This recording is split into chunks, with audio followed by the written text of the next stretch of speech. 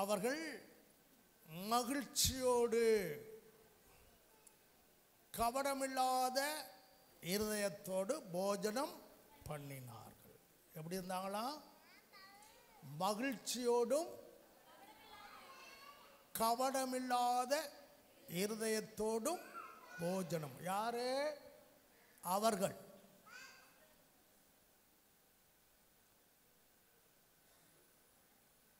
அவர்கள் எப்படி இருந்தாங்களா? மகிழ்ச்சியோடும் கவடமில்லாத இருதயத்தோடு என்ன பண்ணாங்களா? போஜனம் பண்ணாங்களாம். இந்த கவடமில்லாத இருதயத்தை அடுத்த வாரம் வச்சுக்கிறோம். இந்த மகிழ்ச்சியை மட்டும் எடுத்துக்கிறோம். இன்னைக்கு அவங்க எப்படி இருந்தாங்களாம்? மகிழ்ச்சியாக இருந்தாங்களாம். இந்த 1ஆம் நூற்றாண்டுடைய விசுவாசிகளுக்கு வராத பாடுகளே கிடையாது, உபத்திரமே கிடையாது. பயங்கர பிரச்சனையில் தான் அவங்க ஆண்டவரை ஏற்றுக்கொண்டவங்க.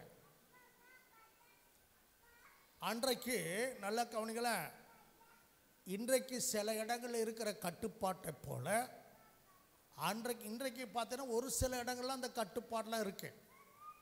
அன்னைக்கு நீங்கள் பார்த்தீங்கன்னா ஒரு இஸ்ரவேலர் அல்லது ஒரு யூதன் ஆண்டவர் இயேசுவை ஏற்றுக்கொண்டா உடனே ஜெபாலயத்தை விட்டு புறம்பாக்கிடுவாங்க.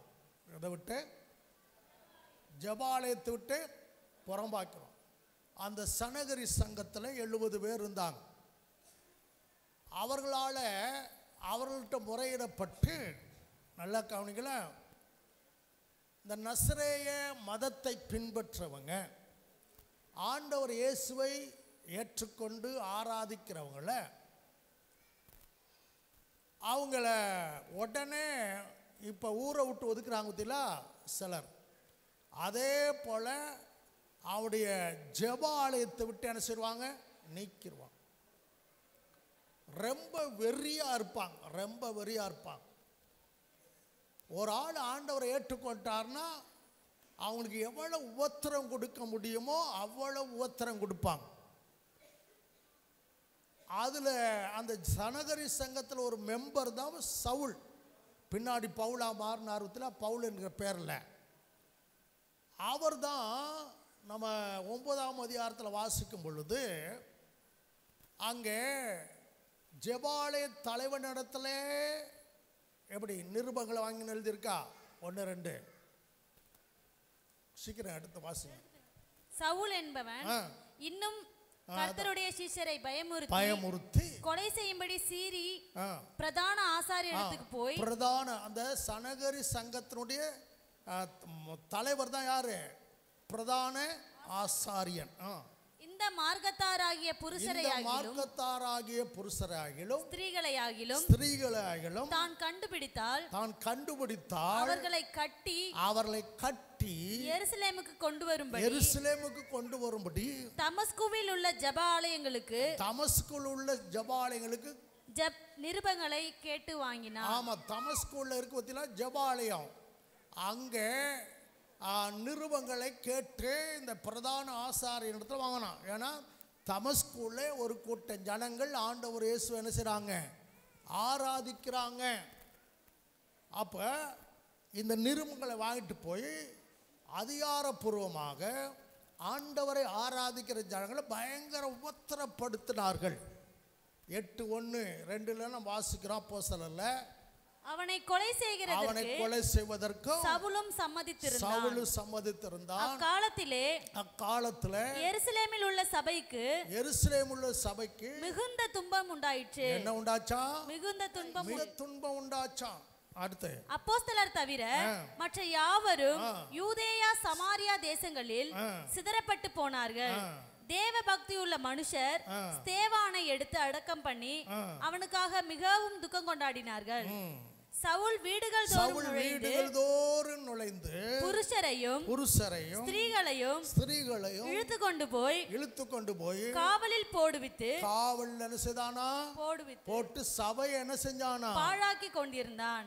ஒரு அல்லேலூயா சொல்லுங்க. நான் என்ன சொல்றேன் கேட்டீங்கன்னா, உபத்திரவத்தின் நடுவில் நமக்கெல்லாம் அப்படியாப்பட்ட உபத்திரம் வரல. இங்கே இருக்கிற யாருக்குமே என்ன வரல, இயேசுவின் நாமத்து நிமித்தம் ஒரு சிலருக்கு வந்திருக்கு. ஆனால் எல்லாருக்கும் இப்படியாப்பட்ட உபத்திரவம் வரல. பயங்கர உபத்திரவத்தின் மத்தியில் நிறைய பேர் சிறைச்சாலையில் அடைக்கப்பட்டுறாங்க. காவல் இழுத்து கொண்டு போய் போட்டானா, சபையை பாழாக்குனானா, ஸ்தேவானை கொண்டாங்க. இப்படியாப்பட்ட சூழ்நிலையிலும் அவர்கள் மகிழ்ச்சியாக இருந்தாங்களாம். ஒரு அல்லேலூயா. எப்படி இருந்தாங்களாம்? மகிழ்ச்சியோடு அப்படின்னு எழுதியிருக்கு. எப்படி இருந்தாங்களாம்? உபத்திரவத்தின் நடுவில் அன்றைக்கு தேவ ஜனங்களுடைய சந்தோஷத்தை யாராலும் கெடுக்க முடியலை. அல்லேலூயா. ஒரு சில வசனங்களை வாசிங்களேன். 2:46 வாசித்தோமா? 2:41 வாசிங்க.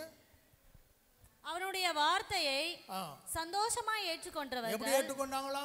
சந்தோஷமாய் ஏற்றுக்கொண்டவர்கள். பேதுரு பிரசங்கம் பண்ணும்போது அது வார்த்தை எப்படி ஏற்றுக்கொண்டாங்களாம்? சந்தோஷமாய். வசனம் வரும்போது, வசனத்தை பிரசங்கிக்கும் போது அவங்க ஏதோ கடமைக்காக வசனத்தை ஏற்றுக்கொள்ளலை. நல்ல இருதயத்தில் சந்தோஷத்தோடு என்னத்தை ஏற்றுக்கொண்டாங்களாம்? வசனத்தை ஏற்றுக்கொண்டாங்களாம். 5வது அதிகாரம் 40-41 வாசிங்க. அப்பொழுது அவர்கள் 40-41 அப்பொழுது அவர்கள் அவனுடைய யோசனைக்கு உடன்பட்டு அப்போஸ்தலரை வரவழைத்து அடித்து என்ன செஞ்சாங்களா? அடித்து தடவி கொடுத்தா. அடித்து இயேசுவின் நாமத்தை குறித்து பேசக்கூடாது என்று என்ன சொன்னாங்களா? இயேசுவின் நாமத்தை குறித்து பேசக்கூடாது. சும்மா இல்ல, அடித்து. எப்படி? அப்போஸ்தலரை வரவழைத்து அடிச்சு அவருடைய நாமத்தை குறித்து என்ன செய்யக்கூடாதான்? பேசக்கூடாது என்று கட்டளையிட்டு அவர்களை விடுதலையாக்கினார்கள். அவர்கள் என்ன செய்தாங்களா? அவங்க என்ன செய்ய, அழுதுகிட்டே போனாங்க. ஐயோ, என்ன அடிச்சுட்டாங்களே, இனிமேல் நான் வாயவே திறக்க மாட்டேன், இனிமேல் சபைக்கே போக மாட்டேன், நான் இயேசுவே சொல்ல மாட்டேன், என்ன அடிச்சுட்டாங்களே. ஒப்பாரி வச்சாங்களா? நம்ம தான் லேசாக இடிச்சிட்டாவ கப கப கப கபான்னு கண்ணீர் தண்ணீர். இப்போ மண்டைக்குள்ள பைப்பு தான் வச்சிருப்பாள், என்ன தெரியல, என்ன வந்துடுது. அவங்க சந்தோஷமா என்ன செஞ்சிருது? அடுத்த வசனம் சொல்லுது, அவருடைய நாமத்துக்காக தாங்கள் அவமானம் அடைவதற்கு பாத்திரராக எண்ணப்பட்டபடியினாலே சந்தோஷமாய் ஆலோசனை சங்கத்தை விட்டு புறப்பட்டு எப்படி போனாங்களா? சந்தோஷமாய். எப்படி போனாங்களா? என்ன செஞ்சாங்களாம்? அடிச்சாங்களாம். அப்போஸ்தலரை வரவழைத்து இந்த நாமத்தை குறித்து நீங்க பேசக்கூடாது என்று சும்மா மிரட்டி அனுப்பல, அவங்கள அடிச்சாங்களாம். உங்களெல்லாம் அடிச்சா ஆண்டவரை விட்டு போயிடுவீங்க. உங்களுக்கு இருக்கிற அடிக்கிறதுக்கு முன்னாடியே சந்தோஷம் இல்லை, அடித்தா எங்கே வரப்போகுது சந்தோஷம்? அல்லேலூயா. இந்த மூஞ்சியெல்லாம் பாருங்களேன், கண்ணில் முக்காப்பொடி அரிசியை போடலாம். ஆமாம், அப்படித்தான் இருக்கேன். சந்தோஷமாக இருக்க, யாரையும் அடிக்கவும் இல்லை, குத்தவும் இல்லை, ஒன்றும் செய்யலை. ஆனால் அதுக்கு என்ன இல்லை? சந்தோஷமே இல்லை. இவங்களை அடித்தாங்களாம். அவங்க எப்படி சொல்கிறாங்க? அவருடைய நாமத்துக்காக தாங்கள் அவமானம் அடைவதற்கு பாத்திரராக எண்ணப்பட்டபடியினால சந்தோஷத்தோட ஆலோசனை சங்கத்தை எப்படி போனாலும் அடிய வாங்கிட்டு குதூகலம் கொண்டாட்டமே என் இயேசுவின் சன்னிதானத்தில் ஆனந்தமே என் அன்பரின் திருப்பாதத்தில் அப்படின்னு பாட்டு பாடிட்டு போனாங்களாம். எப்படி போனாங்களாம்? இதுதான் 1ஆம் நூற்றாண்டுடைய விசுவாசிகள் ஊழியருடைய ஆவிக்குரிய சூப்பரான அனுபவம். ஒரு அல்லேலூயா. கேளுங்கள, பவுல கேளுங்க. என்ன நிலைமையிலும் நான் மனரம்யமாய் இருக்க கற்றுக்கொண்டேன். எந்த நிலையிலும் எனக்குள்ள இருக்கிற அந்த மன ரம்யத்தை யாராலும் போக்க முடியாது. எந்த நிலையிலும் மனரம்யமாய் இருக்க கற்றுக்கொண்டேன். சபை அந்த நிலைக்கு திரும்பி வரணும். அவங்க அடியை வாங்கிட்டு எப்படி போனாங்களாம்? மகிழ்ச்சியோடு சந்தோஷமாய் போனாங்களாம். 8:39.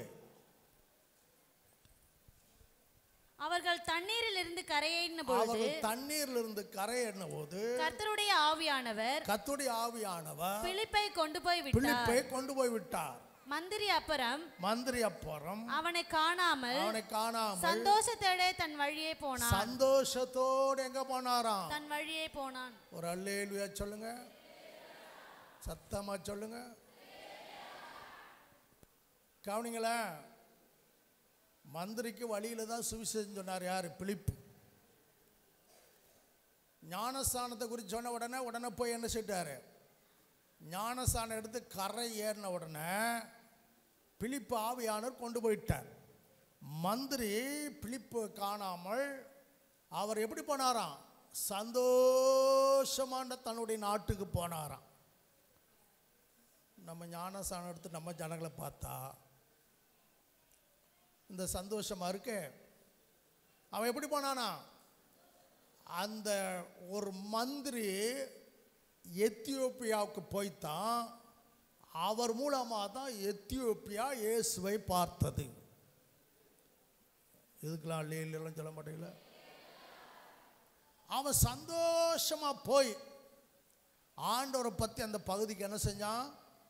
சொன்னான். அல்லேலூயா. 15ஆம் அதிகாரம் திரும்புங்களேன். 30-31 வாசிங்களேன். அப்போஸ்தலர் 15. அவர்கள் அனுப்பிவிடப்பட்டு அந்தியோகியாவுக்கு வந்து சபையை கூடி வர செய்து நிருபத்தை ஒப்புவித்தார்கள்.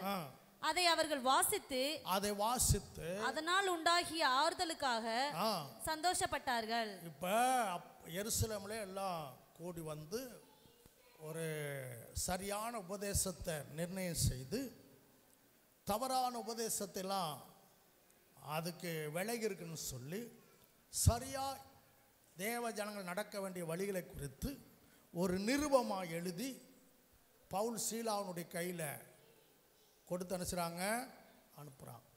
கவனிங்களா, அங்கே அந்த நிருபத்தை கொண்டு போய் சபையில் வாசித்த பொழுது அந்த வாசித்த உடனே அவங்களுக்கு வந்த சந்தோஷம் இருக்க தாங்க முடியாத சந்தோஷம். அல்லேலூயா. எதை வாசித்த உடனே? அது எப்படி எழுதிருக்கு? வாசிங்க. அதை அவர்கள் வாசித்த போது அதனால் உண்டாகிய ஆறுதலுக்காக சந்தோஷப்பட்டார்கள். எத்தனை பேர் பைபிள் படிக்கல? சந்தோஷமா படிக்கிறியா?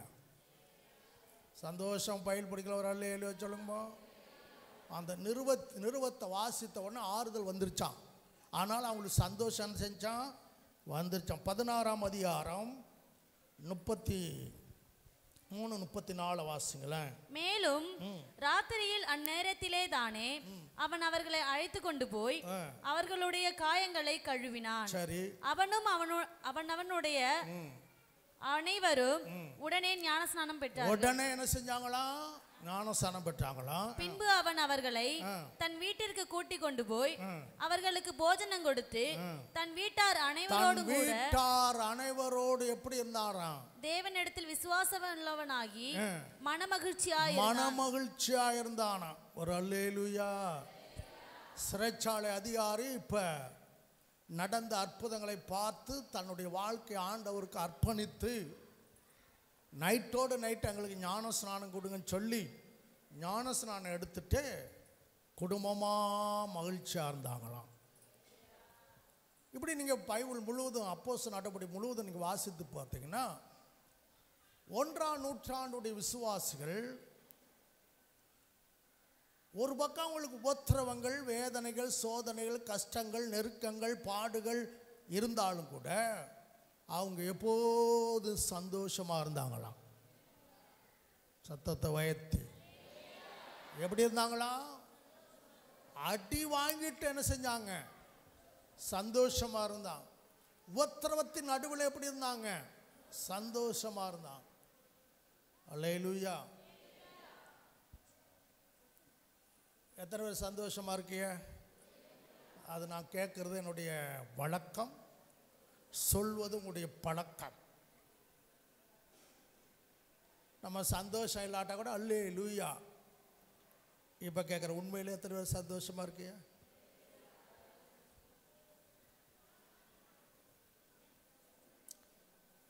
அப்போ தெரிஞ்சு வச்சு பத்தியா என்ன இல்லை மேலே உட்காந்துக்குள்ள கேட்குதா? எத்தனை பேர் சந்தோஷமா இருக்கியா? ரொம்ப சந்தோஷமா, ரொம்ப ரொம்ப சந்தோஷமா இருக்கும்ல. கவனிங்களா கவனிங்களா நல்லா கவனி. ஆண்டவரை ஏற்றுக்கொண்ட பிள்ளைங்க எப்படி இருக்கணுமா? எப்படி இருக்கணுமா? பிலிப்பியர் 3:3 ஒன்றை வாசிங்க.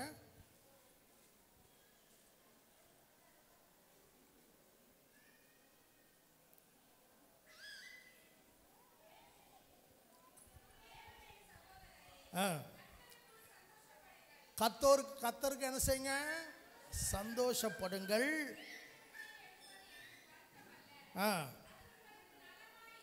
பவுல் என்ன சொல்றாரு? ஏற்கனவே சொன்னாரு பிலிப்பியரை பார்த்து, நீங்க என்ன செய்யுங்க? கர்த்தருக்கு சந்தோஷப்படுங்கன்னு எழுதியிருக்கிறார். ஆனால் மறுபடியும் சொல்லிட்டு மறுபடியும் என்ன சொல்றாரு?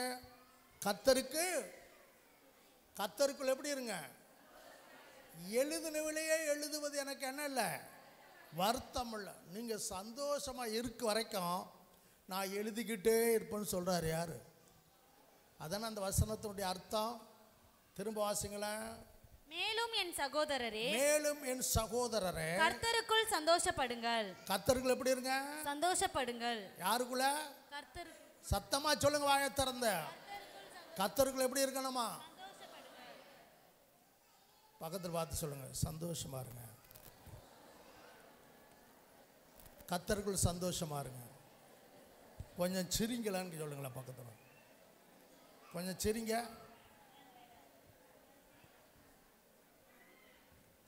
உலகத்திலே சொல்றான், உலகத்திலே சொல்லுவாங்க, வாய் விட்டு சிரிச்சா நோய் விட்டு போயிருமா. வாய் விட்டு சிரிச்சான செஞ்சிருமா? சொல்லுங்களேன். வாய் விட்டு சிரிச்சா அப்படி ஆயிருமா? நம்ம இந்தியா தேசத்தில் ஒரு பிரதம மந்திரி இருந்தார். அவர் சிரிக்கவே மாட்டார். என்ன செய்ய மாட்டார்? மன்மோகன் சிங்காச்சு பொன் சிறுவிழா சிரிப்பார். இன்னொரு பிரதம மந்திரி இருந்தார். அவர் என்ன செய்ய மாட்டார்? சிரிக்கவே தான் இருப்பார். அதே போல தான் நம்ம சபையும் இருக்கு. சிரிச்சு எவ்வளோ நாள் இருக்கும் அப்படின்னு கேட்டேன்னா, அழுது எவ்வளோ நாள் இருக்கும்? நான் இப்போ தானே அழுதுகிட்டே வந்தேன். சிரிச்சு பல நாள் ஆகும். ஆனால் அழுதா இங்கே வந்து அழுதுக்கு தானே இருக்கு.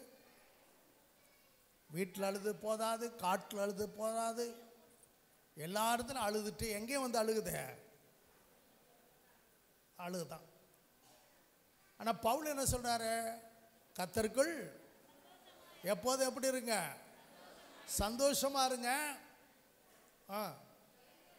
எழுதினவளையே திரும்ப எழுதுவது எனக்கு என்ன இல்லை, வருத்தம் இல்லை.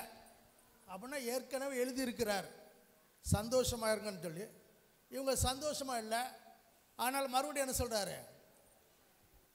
சந்தோஷமா இருங்க. 4 நாள் வாசிங்க. கர்த்தருக்குள் எப்பொழுதும் சந்தோஷமா இருங்கள். கர்த்தருக்குள் எப்பொழுதும் சந்தோஷமா இருங்க. கர்த்தருக்குள் அந்த கர்த்தருக்குள்னு ஒன்று வச்சிருக்காரு. அது முக்கியம். ஆமாம், அது முக்கியம். கர்த்தருக்குள் எப்படி இருக்கணுமா? சத்தத்தை வைத்து சொல்லுங்க பாப்பா. கர்த்தருக்குள் எப்படி இருக்கணுமா? எப்போதும் இருக்கணுமா? அதில் சொல்ல, நான் மறுபடியும் சொல்றேன், சந்தோஷமாய் இருங்கள் என்று சந்தோஷமாய் இருங்கள் என்று மறுபடியும் சொல்லுகிறேன். திரும்பவும் சொல்றேன். கவனிங்களேன், இது எங்க இருந்து எழுதுறா தெரியுமா பவுல்? இந்த நிருபத்தை நல்லா கவனிங்களேன், ரோம சிறைச்சாலை இருந்து எழுதுறார். யாரு? எல்லாரும் கவனிங்க, பின்னாடி உள்ள கவனிங்க. ஹலோ, இந்த சேரை விட்டு வெளியில் போனாலும் எங்கே இருக்காங்க? கவனி. மேலே உள்ளவங்களாம் கவனிங்க, எல்லாரும் கவனிங்க. எங்கேருந்து எழுதுறார் பவுல் இந்த நிருபத்தை பிலிப்பியருக்கு? ரோம சிறைச்சாலையிலிருந்து எழுதுறார். சிறைச்சாலையில் இருந்து எழுதுகிற பவுல் வெளியில சபையில் இருக்கிற மக்களை பார்த்து என்ன சொல்றா தெரியுமா? சந்தோஷமாயிருங்கள். எப்படி இருங்க? திரும்பவும் சொல்ற, எப்படி இருங்க? இந்த பிலிப்பி நிருபத்தில் மட்டும் மகிழ்ச்சி, சந்தோஷம் என்கிற வார்த்தை 18 இடங்கள்ல வருது. எத்தனை இடத்துல வருது?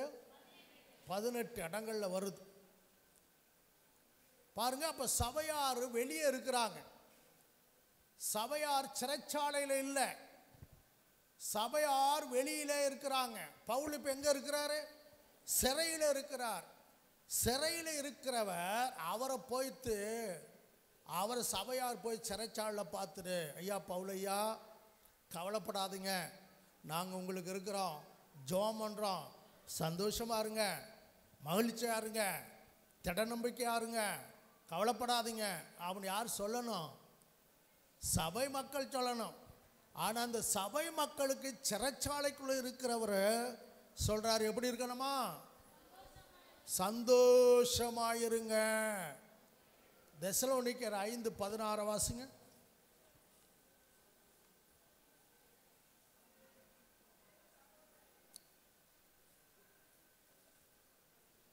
சொல்லுங்க, வாசிங்க. தெசலோனிக்கர் தெரியலையா?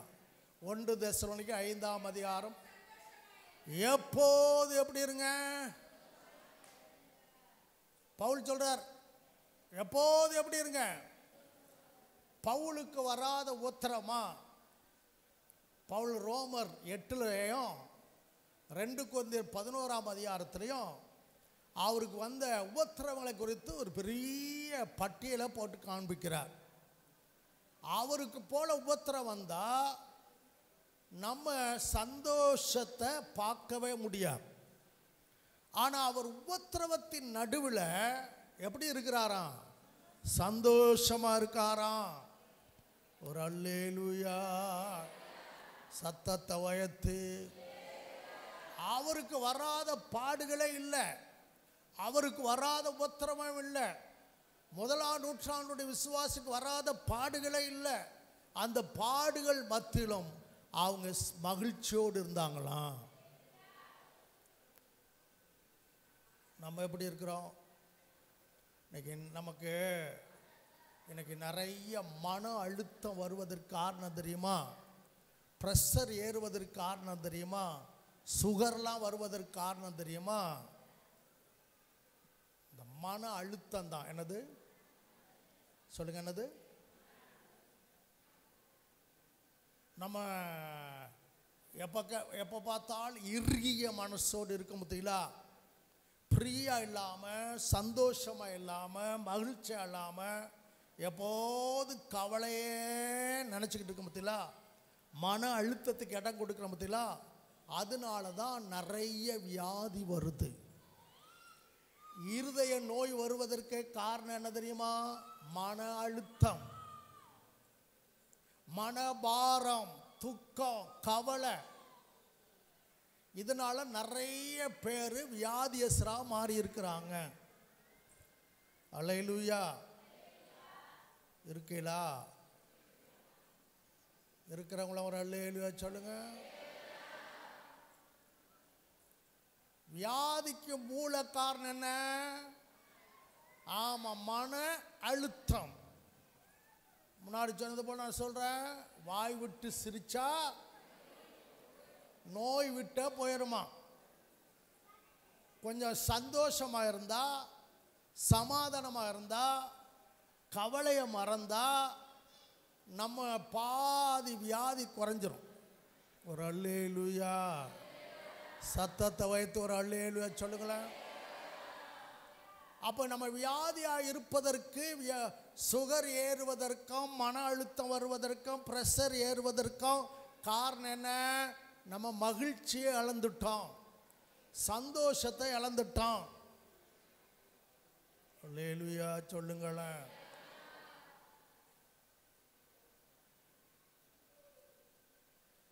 நிறைய பேருக்கு இருதய நோய் இருக்கு.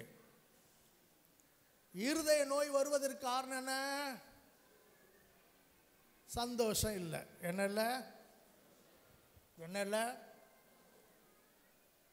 அப்ப சந்தோஷமா இருந்தா நிறைய வியாதி நம்மளை விட்டு நீங்கிரும். பக்கத்தில் பார்த்து சந்தோஷமா இருக்கும்.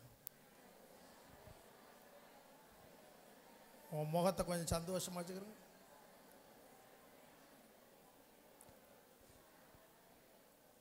கவனிங்களேன். நீங்கள் சந்தோஷமாக இருந்தால் தான், சபை சந்தோஷமாக இருந்தால் தான் மற்ற மக்களும் இயேசுவை ஏற்றுக்கொள்வாங்க. ஒரு அல்லேலூயா சொல்லுங்கப்பா.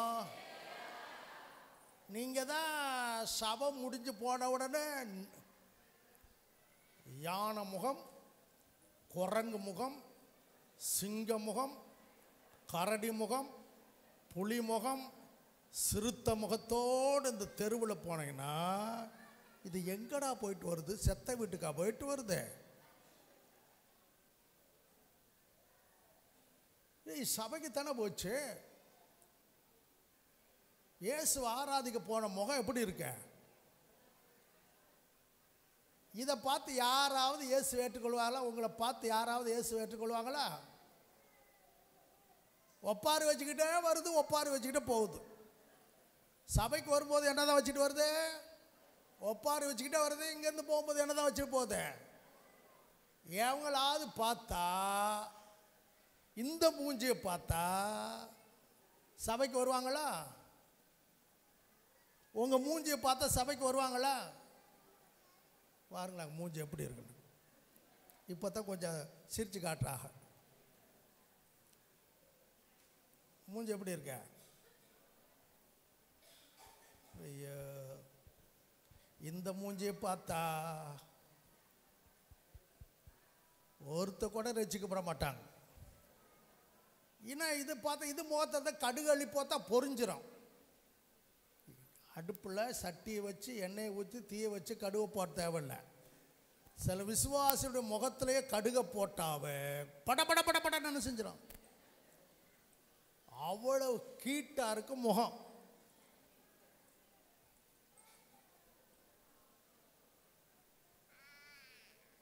எப்படி இருக்கானா? அவங்க எப்படி இருந்தாங்களாம்? மகிழ்ச்சியோடு. எப்படி? 1ஆம் நூற்றாண்டு விசுவாசி எப்படி இருந்தாங்களாம்? அந்த பட்டணத்துக்கு மிகுந்த சந்தோஷம் உண்டாச்சான். எப்படி இருக்கானா? நம்ம வீட்டில் சண்டை சத்தம் தான் கேட்குது. நீதிமான் கூடாரத்தில் ரட்சிப்பின் கம்பீர சத்தம் உண்டாகுமா? நீதிமானுடைய கூடாரத்தில் என்ன உண்டாகுமா? ரட்சிப்பின் கம்பீர சத்தம் உண்டாகும். அவங்களாம் தாவீது சொல்கிறாரு, நான் எப்படி போவேன்? எப்படி ஒரு வசனம் சொல்லுத? ஆமாம், ரட்சிப்பின் பாத்திரத்தோடு நான் அவருடைய சன்னிதானத்துக்கு வருவேன்னு சொல்கிறார். வரும்போதே சந்தோஷமாக ஆலயத்துக்கு வராங்களாம், போகும்போது இன்னும் சந்தோஷமாக போகிறாங்களாம். ஐயா, இந்த பாஸ்டருக்கு என்ன தெரியும்? அவருக்கு வந்தால் தானே தெரியும், அவருக்கு வந்தால் தானே தெரியும் அப்படின்னு நிறைய பேர் மனசுகளை சொல்லி முறுமுறுக்கிறாங்க.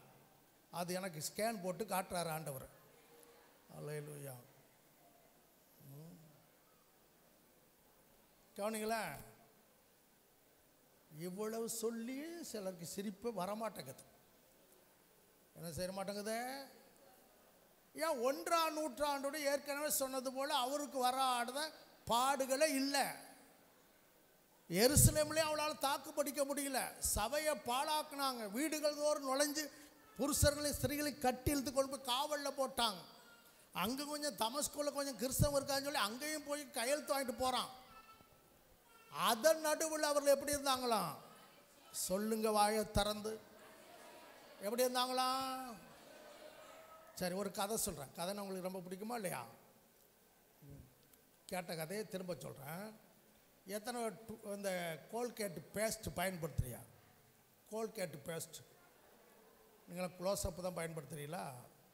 பயன்படுத்தல. அந்த கதை உங்களுக்கு தெரியுமா? அந்த கதை தெரியுமா? இங்கிலாந்து தேசத்தில் நடந்த சம்பவம். என்ன சம்பவம்? இங்கிலாந்து தேசத்தில் நடந்த சம்பவம். ஒரு பையன்தான், ஒரு பையன், பிச்சைக்கார பையன். அப்பாவும் இல்லை அம்மாவும் இல்லை. அப்பாவும் இல்லை அம்மாவும் இல்லை. அவனுக்கு பேர் தான் கோல்கேட். அவனுக்கு பேர் தான். அந்த கோல்கேட்னு எப்படி பேர் வந்து தெரியுமா? அதை நிலக்கரி சுரங்கத்தில் வேலை பார்ப்பாங்க. சுரங்கத்தில் அவன் டெய்லி மத்தியான சாப்பாடு வேலைக்கு எங்கே போவான்? அந்த எந்த கேட்டுக்கு? ஆமாம், நிலக்கரி எடுக்கிறாங்க பார்த்தீங்களா, அந்த வாசல் போய் நிற்பான். அவங்க சாப்பிட்டுட்டு மீதி உள்ளதை அவனுக்கு என்ன செய்வாங்க? கொடுப்பாங்க. இதை சாப்பிட்டு தான் வயிற்றை நிரப்பிட்டு வந்தான். ஆனால் டெய்லி போனதுனால அவனுக்கு என்ன பேர் வச்சுட்டாங்க? கோல்கேட்னு வச்சுட்டான். பேர் கோல்கேட்னு வச்சுட்டான். அவன் நிஜ பேர் அது இல்லை, பட்ட பேர். கோல்கேட்டுக்கிட்ட போய் நின்றதுனால அவனுக்கு என்ன பேர்? கோல்கேட் நினச்சிட்டாங்க, வச்சுட்டான். அவனுக்கு யாருமே இல்லை, நல்ல ட்ரெஸ் இல்லை, அலங்கோலமாக இருந்தான். ஒரு நாள் ஒரு ஆலயத்து வழியாக போனான். ஆலயத்தின் வழியாக போனான். யார்?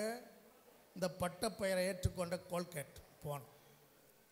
போகும்போது இந்த சண்டே ஸ்கூல் முடிஞ்சு பிள்ளைகள்லாம் வெளியே சந்தோஷமாக ஓடி வந்துச்சுங்க. அது அழகான ட்ரெஸ் உடுத்திருக்குங்க, நல்லா மகிழ்ச்சியாக இருக்குங்க, சந்தோஷமாக ஓடிச்சு. நம்ம பிள்ளை சண்டே ஸ்கூலுக்கு வர பிள்ளைகளுக்கு நீங்கள் அழகான ட்ரெஸ்ஸாக உடுத்தி கூட்டிகிட்டு வரீங்க, நீங்கள் மட்டும் மினுக்கிட்டு வேணா மினுக்கி வருவீங்க. அதை கந்தரகோலமாக கூட்டு கொடுவா வளைஞ்சு இருக்கான்.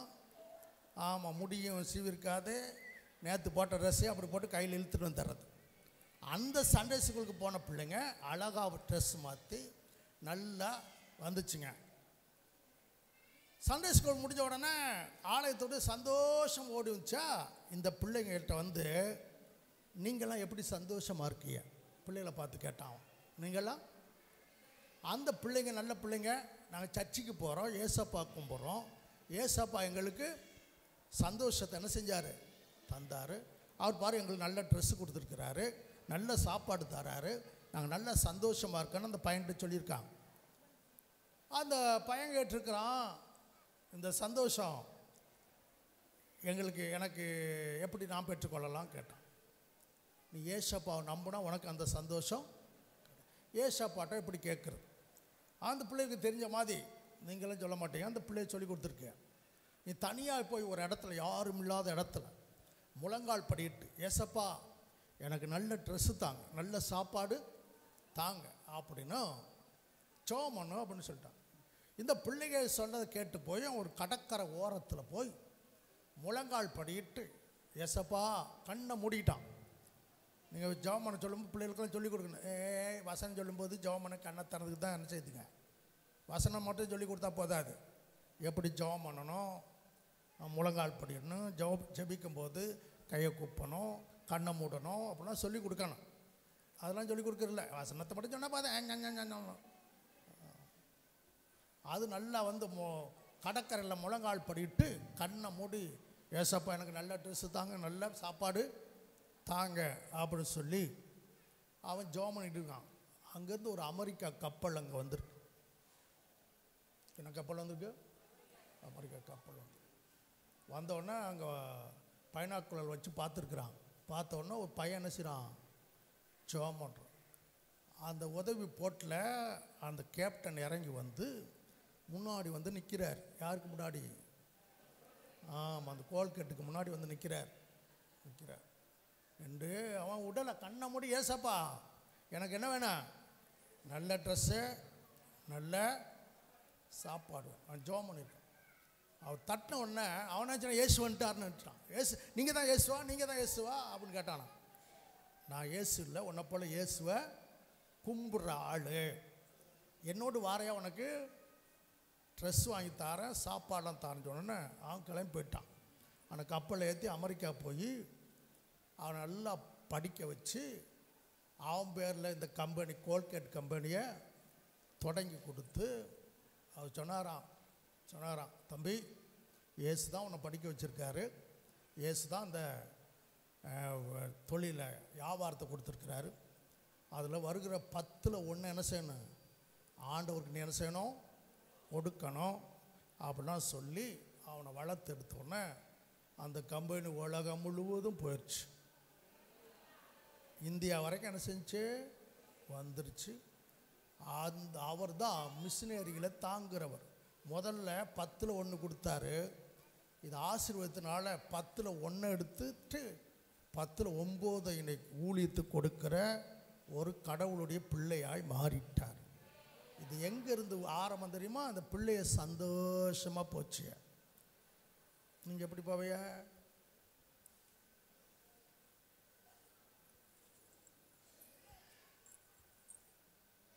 உங்கள் முகத்தை காட்டுங்க. இப்படி போகணும், இப்படி போகணும், இப்படி செஞ்சுக்கிட்டே போகணும். எப்படி போனோம்?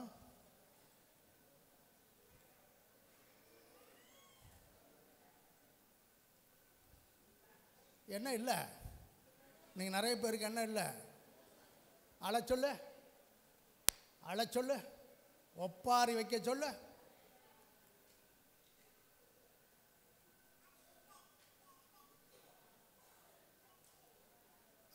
அவங்க முகத்தை பாருங்க, பின்னாடி பாருங்க முகத்தை. நீங்கள் அங்கிட்டு பாருங்க எப்படி இருக்கு.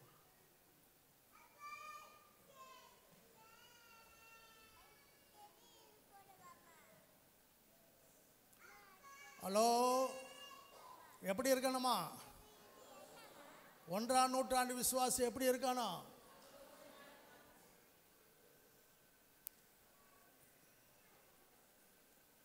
அல்லேலூயா. சத்தமா சொல்லுங்க. எப்படி இருக்கானோ? உபத்திரவத்தின் மத்தியிலும் சோதனை வேளையிலும் நமக்கு இருக்கிற அந்த ரட்சிப்பின் சந்தோஷத்தை இழந்து விடவே கூடாது. ஒரு சந்தோஷம் இருக்கு பார்த்தீங்களா? 2 விதமான சந்தோஷம் இருக்கு. நல்லா கவனிங்களா, நல்லா கவனிங்க. அநித்தியமான பாவ சந்தோஷம் இருக்கு. என்னது? எபிரேயர் 11:25 நினைக்கிறேன். 25 24 வாசுங்க.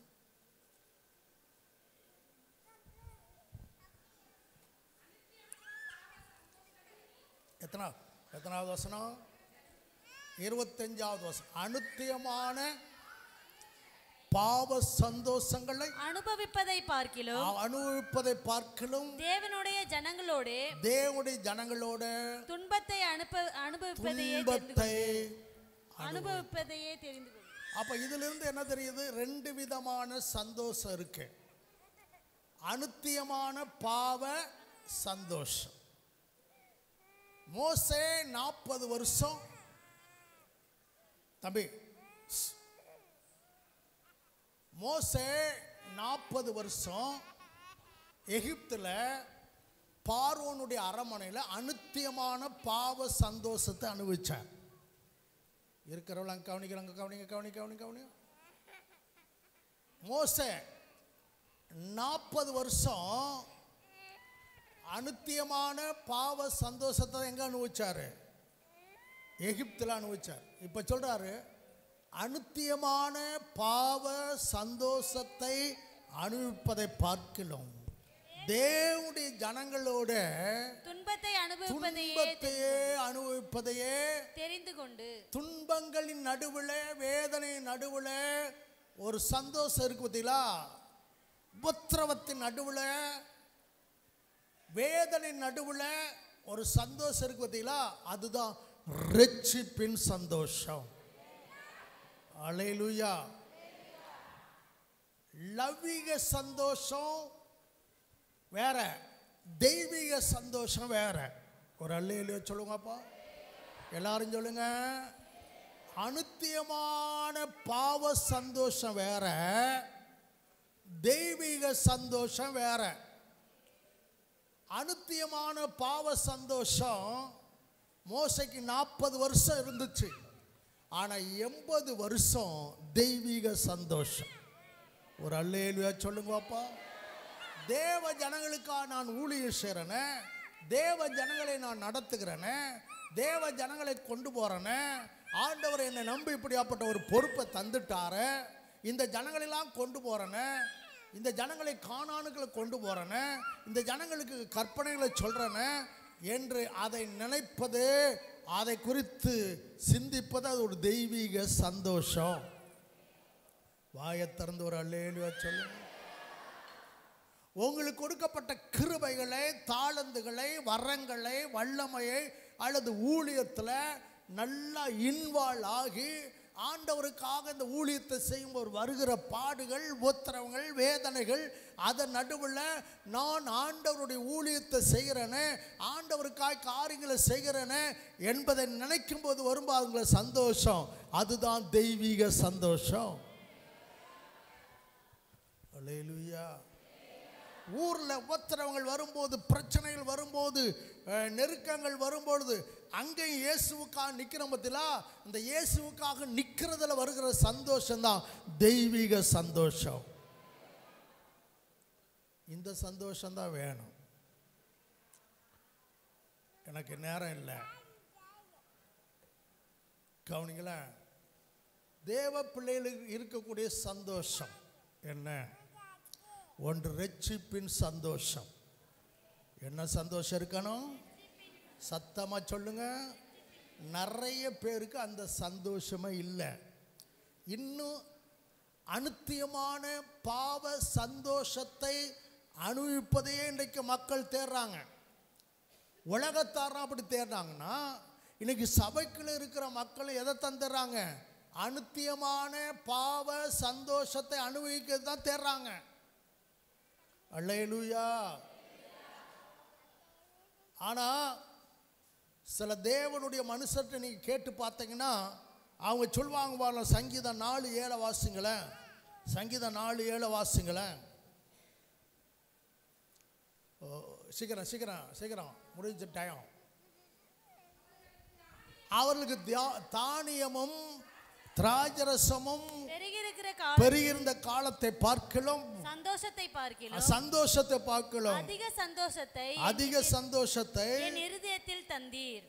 சங்கீதக்காரன் சொல்றாரு, அவங்களுக்கு தானியமும் திராட்சரசமும் பெருகிருந்த போது என்ன இருந்துச்சான்? சொல்லுங்க. அவங்களுக்கு தானியமும் திராட்சரசம் பெருகிருச்சான், அதனால அவங்களுக்கு என்ன இருந்துச்சான்? ஆனா இவர் சொல்றார், அந்த சந்தோஷத்தை பார்க்கலாம் அதிக சந்தோஷத்தை எனக்கு நீங்க தந்தீங்க. ஒரு அல்லேலூயா. ஆமென். புரிஞ்சவங்கள ஒரு அல்லேலூயா சொல்லுங்கப்பா. சங்கீதக்காரன் அவங்களுக்கு தானியமும் திராட்சரசம் பெருகியிருந்த காலத்திலே உண்டான சந்தோஷம், அந்த சந்தோஷத்தை பார்க்கலாம், அதிக சந்தோஷத்தை என் இருதயத்தில் தந்தீங்க. இதுதான் தெய்வீக சந்தோஷம். ஒன்றுமே இல்லாட்டாலும் ஒரு சந்தோஷம் இருக்கு பார்த்தீங்களா? நான் ஆண்டவருடைய பிள்ளை, நான் ஆண்டவருக்காக வாழ்கிறேன், நான் ரட்சிக்கப்பட்டிருக்கேன். இன்றைக்கி இங்கே கண்ணை மூடுனா அங்கே போய் கண்ணை என்ன செஞ்சிருவேன்? திறந்துருவேன். ஆண்டவருக்காக ஊழியம் செய்கிறேன், ஆண்டவருக்காக இதை செய்கிறேன், ஆண்டவருக்காக பாடுபடுகிறேன், அதை குறித்து ஒரு மகிழ்ச்சி வரும் பார்த்தீங்களா? அதுதான் தெய்வீக சந்தோஷம். ஆபக்குக் 3வது அதிகாரம் 17-18 வாசிங்க. ஆபக்குக் சீக்கிரம்.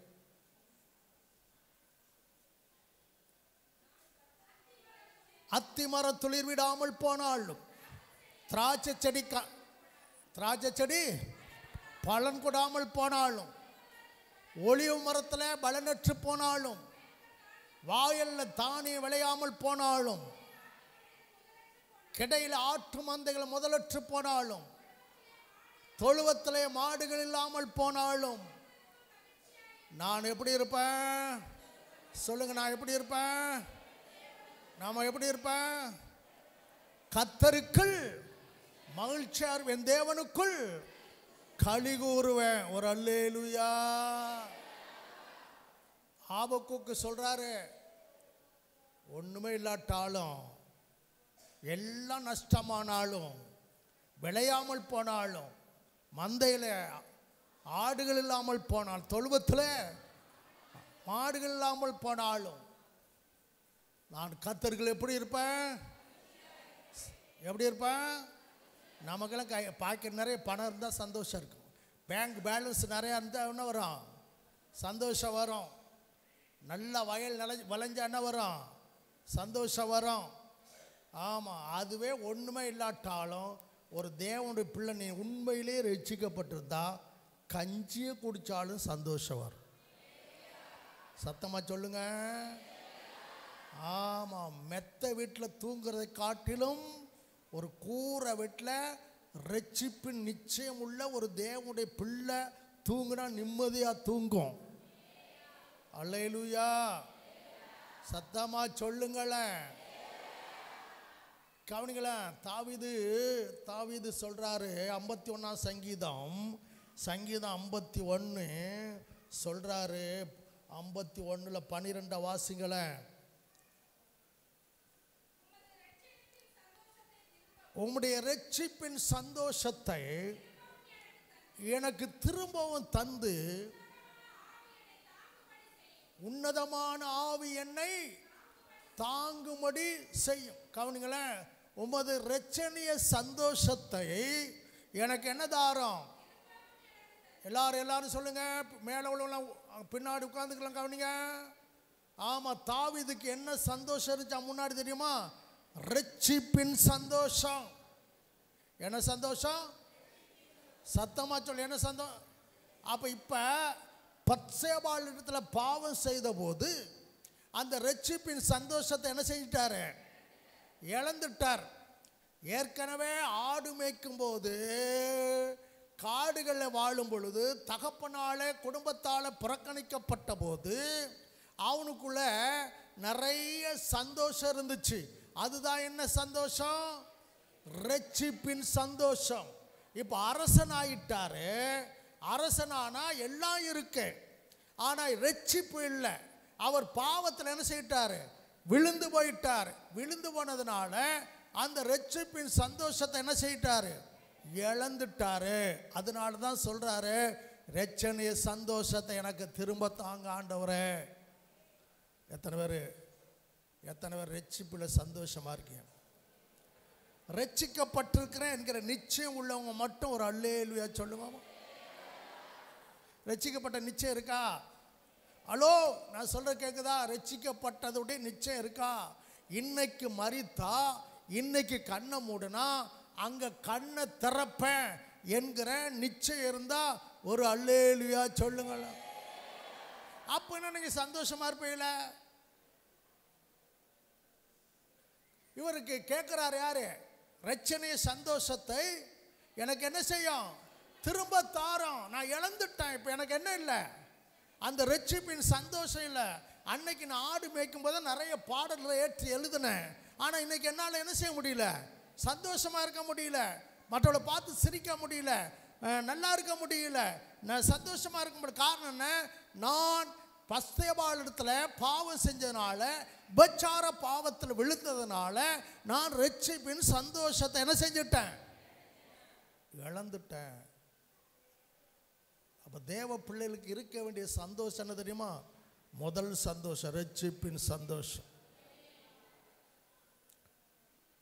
மற்ற லௌகிக சந்தோஷம் என்னது?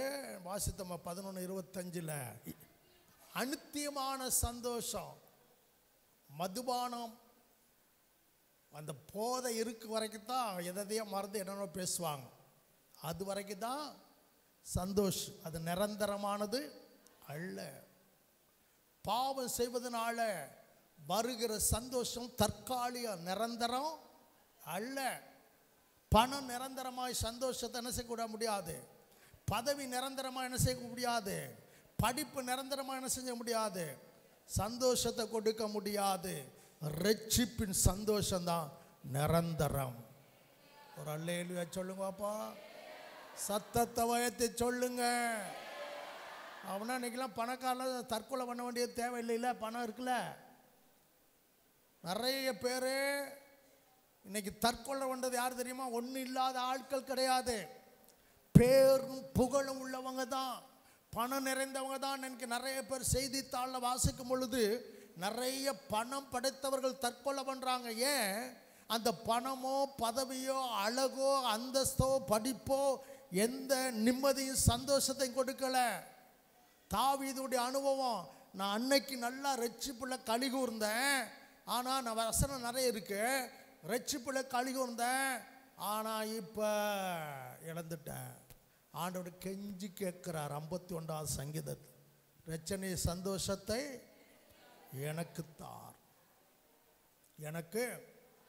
அப்ப தேவ ஜனங்களுக்கு இருக்க வேண்டிய சந்தோஷம் என்ன? ரட்சிப்பின் சந்தோஷம். அதுதான் 1ஆம் நூற்றாண்டுடைய விசுவாசிகள் இருந்துச்சு. உபத்திரவம் இருந்துச்சு, பாடுகள் இருந்துச்சு, பசி இருந்துச்சு, பட்டினி இருந்துச்சு, வஸ்திரம் இல்லாமல் இருந்தாங்க, வீட்டை விட்டாங்க, நாட்டை விட்டாங்க, அகதியா போனாங்க, அந்நிய தேசத்தில் இருந்தாங்க, தெரு தெருவா போனாங்க.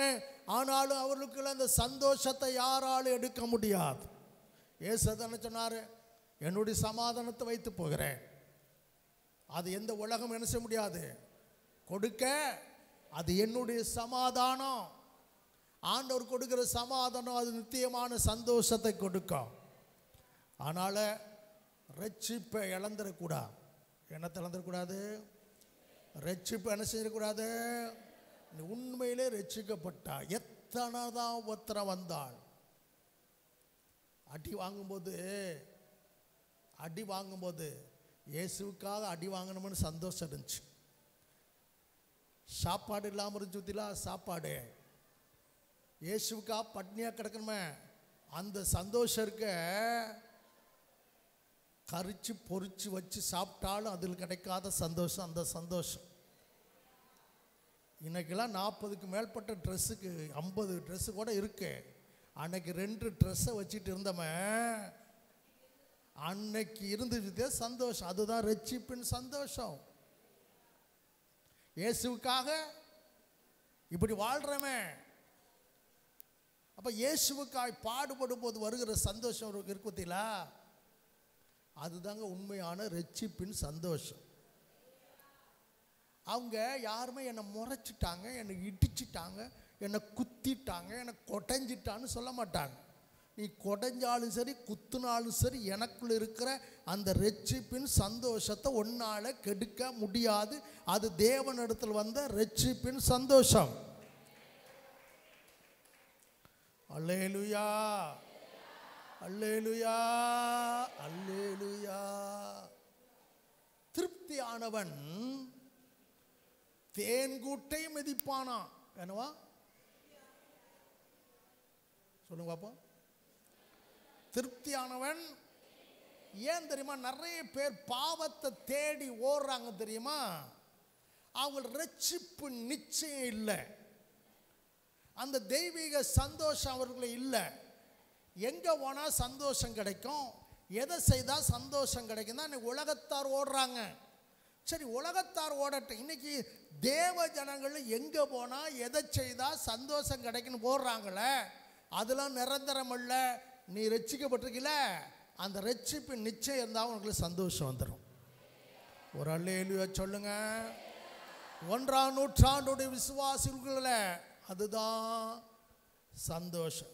நான் சில குறிப்பை வார்த்தையில் சொல்லிட்டு போகிறேன். ரெண்டாவது அப்போஸ்தலர் எதை வாசிக்கணும் எதை வாசிக்கூடான்னு நினைக்கிறேன். சரி, 8வது அதிகாரம் 38 39 ஒருத்தர் வாசிங்க. ஏற்கனவே வாசித்தது. ரதத்தை நிறுத்த சொன்னான். அப்பொழுது பிலிப்பும் மந்திரியும் ஆகிய இருவரும் தண்ணீரில் இறங்கினார்கள். பிலிப்பு அவனுக்கு ஞானஸ்நானம் கொடுத்தான். அவர்கள் தண்ணீரிலிருந்து கரையேறின பொழுது கர்த்தருடைய ஆவியானவர் பிலிப்பை கொண்டு போய் விட்டார். மந்திரி அப்புறம் அவனை காணாமல் சந்தோஷத்தோட தன் வழியே போனான். மந்திரி அப்புறம் அவனை காணாமல் சந்தோஷத்தோட தன் வழியிலே 16வது அதிகாரம் 33 34 சீக்கிரம். மேலும் ராத்திரியிலே அந்நேரத்திலே தானே அவன் அவர்களை அழைத்து கொண்டு போய் அவருடைய காயங்களை கழுவினான். அவனும் அவனுடையவர்கள் அனைவரும் உடனே ஞானஸ்நானம் பெற்றார்கள்.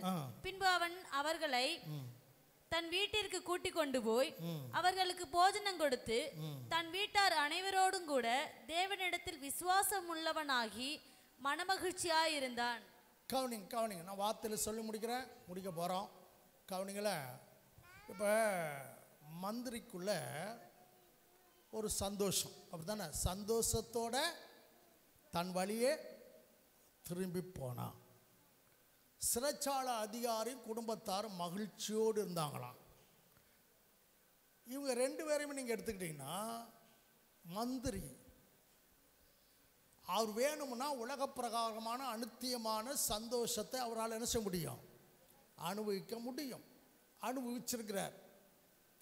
இந்த சிறைச்சாலை அதிகாரி சூப்பரண்ட், அவருக்கு நிறைய பணம் சம்பளம் கொடுக்குறாங்க. அவர் வேணா அந்த உலக பிரகாரமான சந்தோஷத்தை என்ன செய்ய முடியும்? அனுபவிக்க முடியும். ஆனால் அதில் இல்லாத சந்தோஷம், அநித்தியமான பாவ சந்தோஷத்தை பார்க்கலாம். இவங்க ஆண்டவர் இயேசுவை ஏற்றுக்கொண்டு ஞானஸ்நானம் எடுத்து கரை ஏறின உடனே அவங்களுக்கு வந்த சந்தோஷம் அளவே இல்லை. ஒரு அல்லேலூயா. அப்போ ஞானஸ்நானம் எடுத்ததுனால எடுக்க ஒப்பு கொடுத்ததுனால அவங்களுக்குள்ள சந்தோஷம் வந்துச்சு. ஹலோ, அப்போ ஞானஸ்நானம் எடுத்தால் எப்படி இருக்கணும்? சத்தமாக சொல்லுங்களேன், சத்தமாக சொல்லுங்களேன்.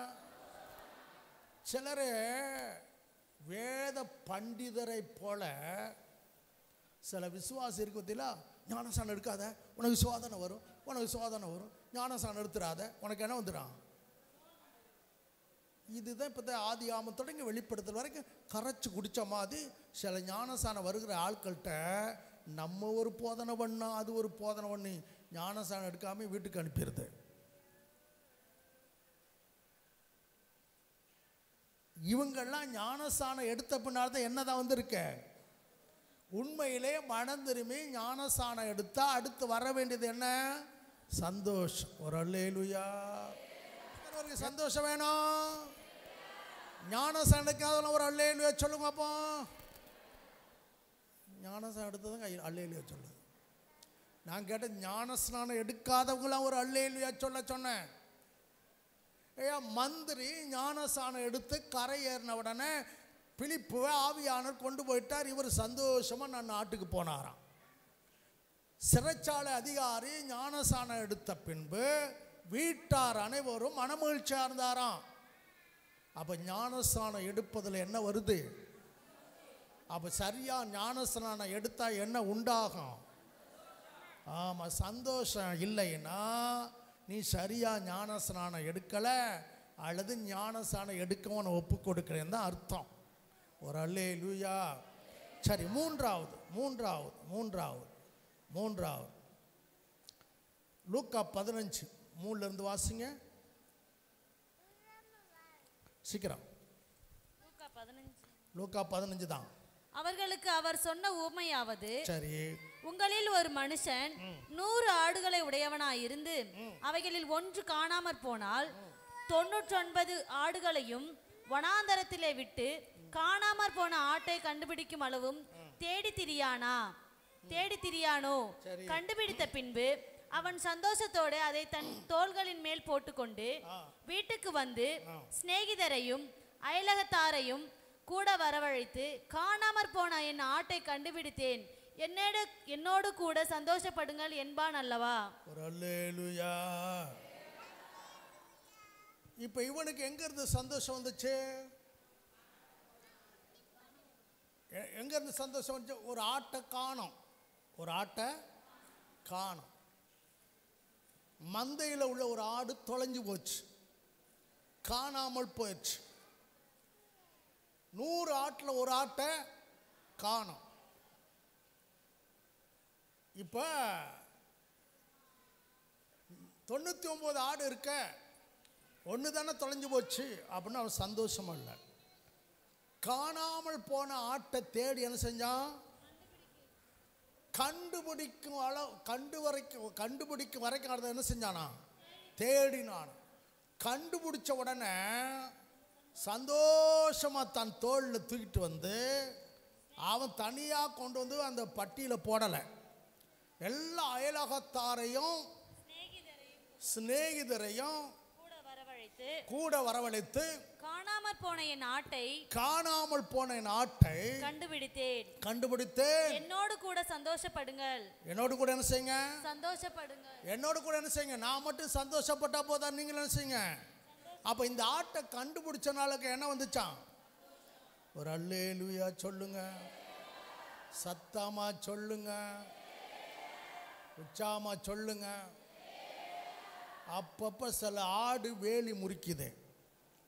அப்போ சில ஆடு அப்பப்போ காணாமல் போகுது. சில ஆடு இக்கரைக்கு அக்கறை பச்சைன்னு போகுது. சில ஆடு என்னை முட்டுது அப்படின்னு சொல்லி போகுது. சில ஆட்டை முட்டிய தள்ளி விட்டாராங்க. முட்டிய எப்படி ஆடு காணாமல் போச்சு. அந்த ஆட்டுக்கு என்ன இல்லை? பலன் இல்லை. காணாமல் போன ஆட்டுக்கு என்ன இல்லை? திசை மாறிச்சு, வழி தப்பி போச்சு, வேலி தாண்டிடுச்சு. அங்கே பார்த்தா பச்சையா தெரிஞ்சிருச்சு, போயிடுச்சு. ஆனால் அந்த ஆட்டை தேடி கண்டுபிடிச்சி வந்ததுனால அந்த ஆட்டுடைய ஓனருக்கு என்ன வந்துச்சான்? சந்தோஷம் வந்துச்சான். காணாமல் போன வெள்ளிக்காசை தேடி அந்த ஸ்திரீ கண்டுபிடிச்சனால அந்த ஸ்திரீ என்ன செய்றா? சந்தோஷம். காணாமல் போன இளையகுமார் திரும்பி வந்ததுனால அந்த தகப்பன் என்ன செய்கிறான்? சந்தோஷப்படுகிறான். ஒரு அல்லேலூயா. ஒரு பாவி மனம் திரும்பினா பரலோகமே சந்தோஷமாகுதான். அல்லேலூயா. ஒரு பாவி மனம் திரும்பினா தூதர்கள் மத்தியில் என்ன உண்டாகுதான்? சந்தோஷம் உண்டா. தொலைஞ்சு போகட்டும், நாசமா போகட்டும், அப்படியே அழிஞ்சு போகட்டும் அப்படின்னு நம்ம நினைக்கக்கூடாது. காணாமல் போன ஆட்டை தேடணும். அதை கண்டுபிடிச்சா என்ன வரணும்? சந்தோஷம் வரணும். அதுதான் தெய்வீக சந்தோஷம். உச்சாமொரு அல்லேலூயா சொல்லுங்கப்போ.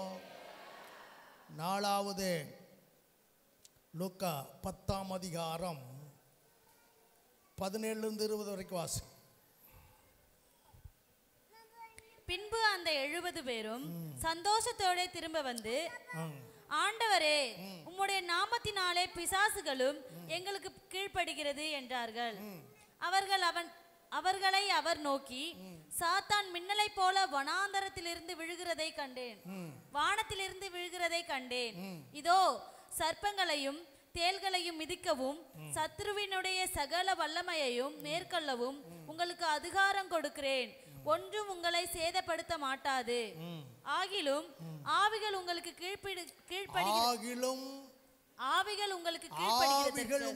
கீழ்ப்படிவதனாலே நீங்கள் சந்தோஷப்படாமல்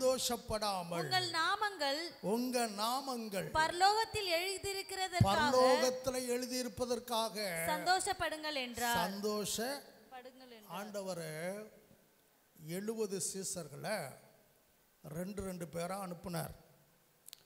அவங்க போனாங்க. இயேசுவின் நாமத்தினால பிசாசுல துரத்தினாங்க. ரொம்ப சந்தோஷமாக திரும்பி வந்து இயேசுவை சொல்கிறாங்க, இயேசுவே, உம்முடைய நாமத்தினால பிசாசு எங்களுக்கு என்ன செய்யுது?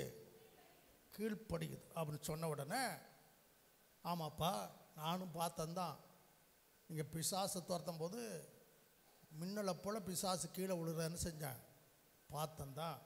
ஆகிலும் பிசாசு உங்களுக்கு கீழ்ப்படுவதனால நீங்கள் சந்தோஷப்படாமல் உங்கள் பேர் இருக்குதில்ல, உங்கள் பேர் பரலோகத்தில் எழுதியிருப்பதை குறித்து சந்தோஷப்படுங்க.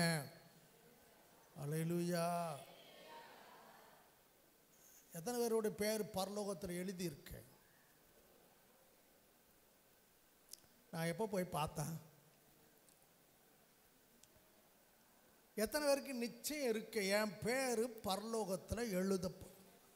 இந்த பேய் ஓடுவதனாலேயோ நோய் குணமாவதுனாலேயோ உங்கள் பேர் எழுதுறது அதில் சந்தோஷப்படக்கூடாது.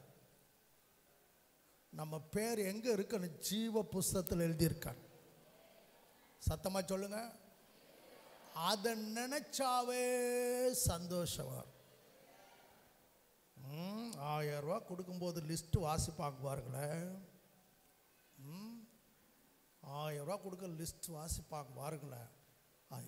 என் பேர் எழுதியிருக்கா, என் பேர் எழுதியிருக்கா, என் பேர் எழுதியிருக்கா, என் பேர் எழுதியிருக்கா, என் பேர் எப்போ வரும், என் பேர் எப்போ வரும். 1000 ரூபாய்க்காகவே நிற்கிற ஆளுக்கு. ஆனால் நம்ம தங்கமயமான இடத்துக்கு போக போகிறோம். ஏசு ராஜா இருக்கிற இடத்துக்கு போக போகிறோம். அங்கே போனோம்னா, சொர்க்கத்துக்கு போனோம்னா, பரலோகத்துக்கு போனோம்னா நம்ம பேர் எங்கே எழுதணும்? ஆண்டவர் என்ன சொல்கிறார் தெரியுமா? இதெல்லாம் அநித்தியமானதுப்பா, தற்காலிகப்பா, நிரந்தரமானது. உங்கள் பேர் எங்கே எழுதியிருக்கணும்? சத்தமாக சொல்லுங்க. உங்கள் பேர் எங்கே எழுதியிருக்கணும்? பேர் மட்டும் இல்லாமல் இருந்துச்சுன்னா ஆபத்து. யுகமாய் நரகத்தில் கடந்து வேதனைப்படணும். அதனால் பரலோகத்தில் நம்ம பேர் எழுதுனா அதை குறித்து என்ன வரணும்?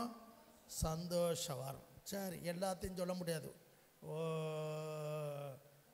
9 குறிப்பு இருக்கா? 9 குறிப்புன்னு சொல்ல முடியாது. சரி, ஒரே ஒரு குறிப்பை சொல்லி நம்ம ஜெபம் பண்ண போகிறோம். ஆமாம், வாசிங்க. 2 கொரிந்தியர் 8வது அதிகாரம் 1-2.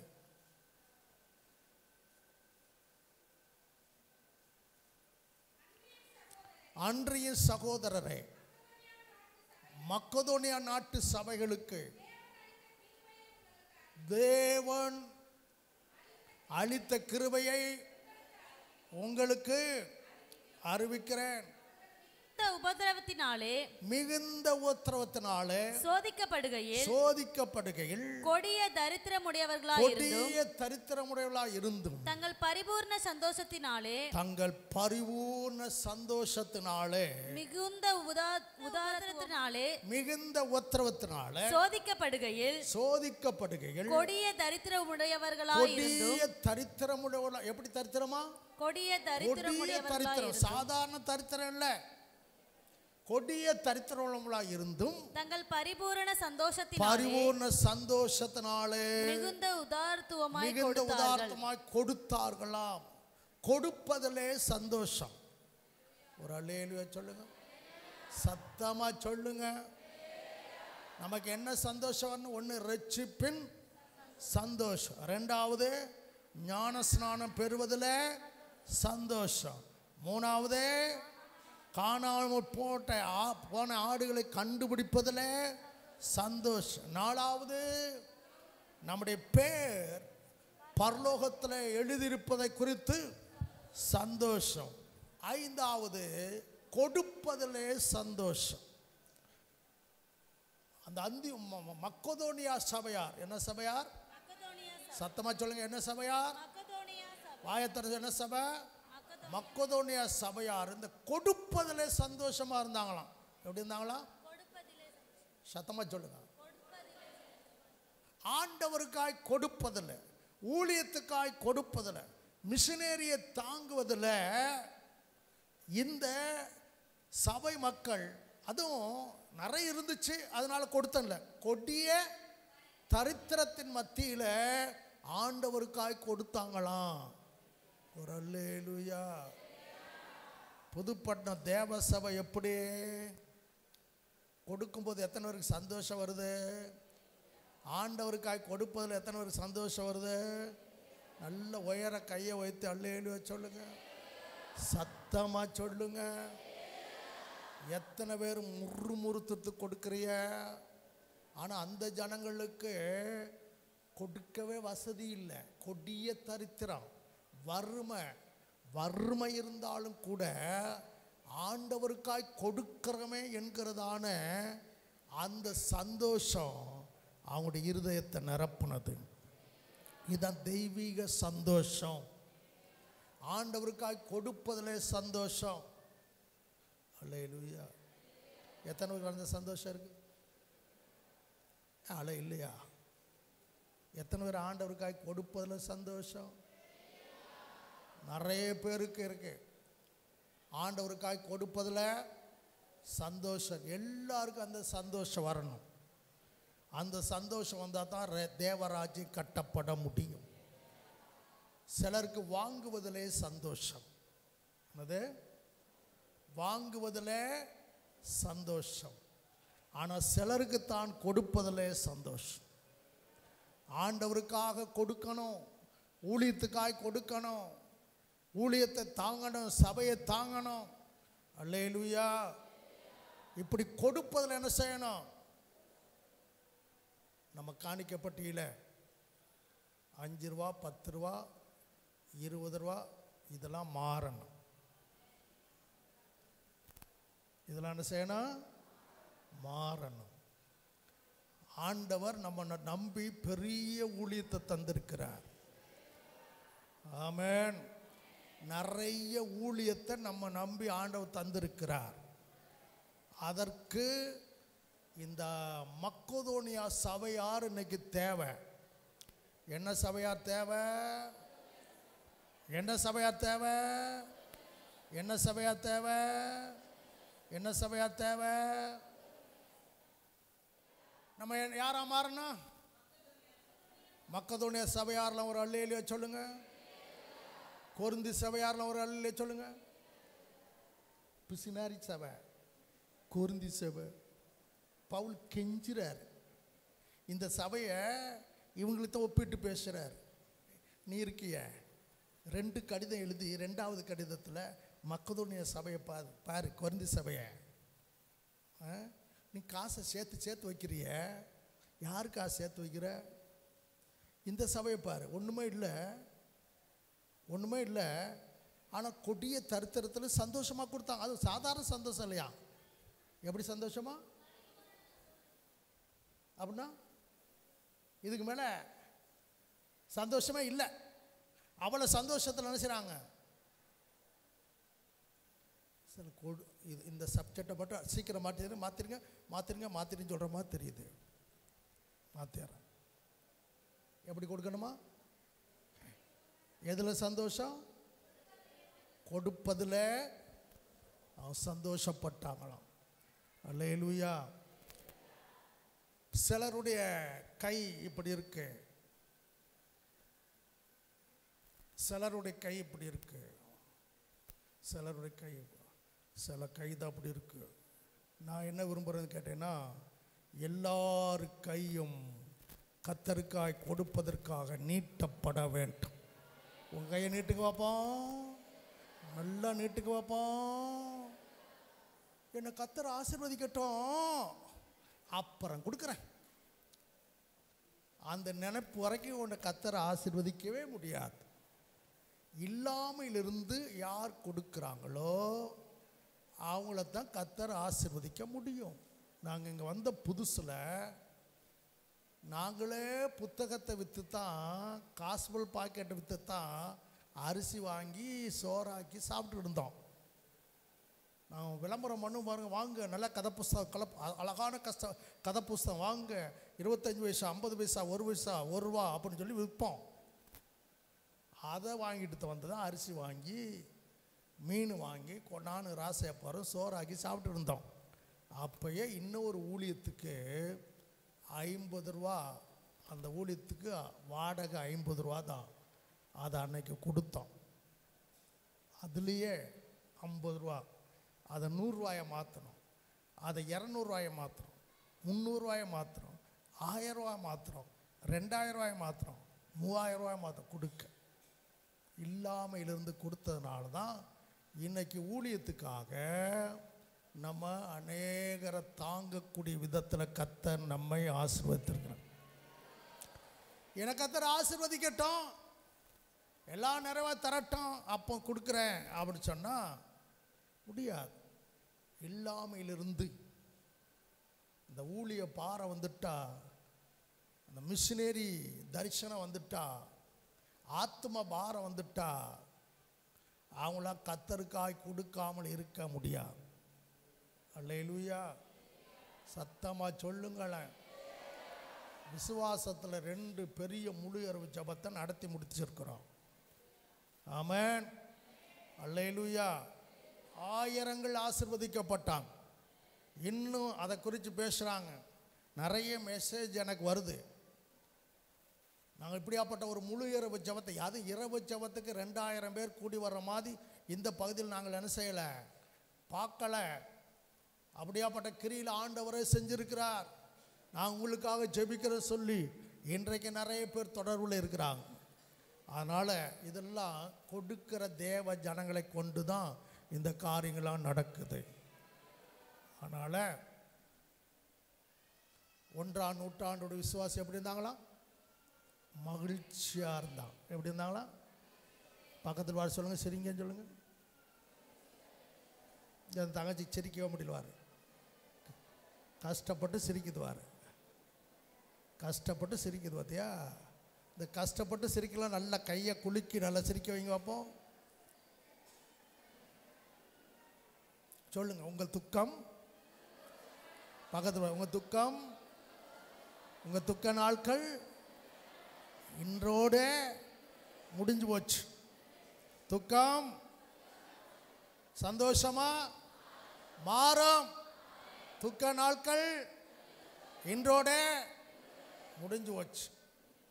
எதுலாம் சந்தோஷமாக இருக்கணும்? ரட்சிப்பில், ஞானஸ்நானம் எடுப்பதில், 3வது காணாமல் போட ஆடுகளை கண்டுபிடிப்பதில், 4வது பரலோகத்தில் நம்முடைய பேர் எழுதப்பட, 5வது கொடுப்பதில். எல்லாரும் எழுந்து நிற்போம், ஜெபிப்போம்.